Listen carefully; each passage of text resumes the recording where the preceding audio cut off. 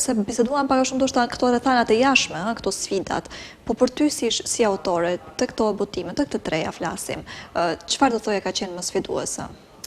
Për mua më sfiduese ka qenë libri i dytë, më thënë se i përket krijimeve të mia, sepse në librin e dytë unë jam bazuar tek Charles Bukowski.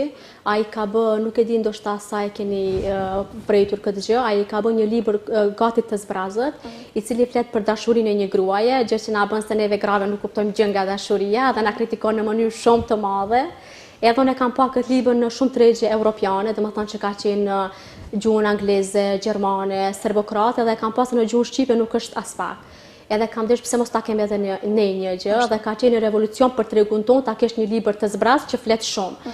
Mirë po duke pasur parasysh atë vedijen tonë intelektuale, unë kam cituar pak diçka aty në 2-3 faqe, mos ta lëm bashkë të zbrazët, se madje dikush mund të mendojë se ka harruar shtëpia botuese për ta shtyr. Kur thua zbrazët flasim, që ta ilustrojmë pak flasim për faqe total të bardha. Po, faqe totale të bardha, por me që flitet shumë aty, domethënë ka brenda aty të bardhës flitet edhe më tepër se sa shkrimi.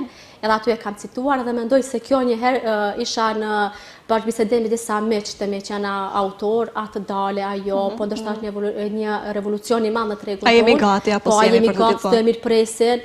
Ja thash le të jetë çfarë të jetë edhe e botova, domethënë edhe kisha frikë se mos na vjet dikush ide në vendin tonë, se me që në gjuhën shqipe s'pa ta hasur një libër të tillë, unë goçha sa më shpejt ta bëj në përfund.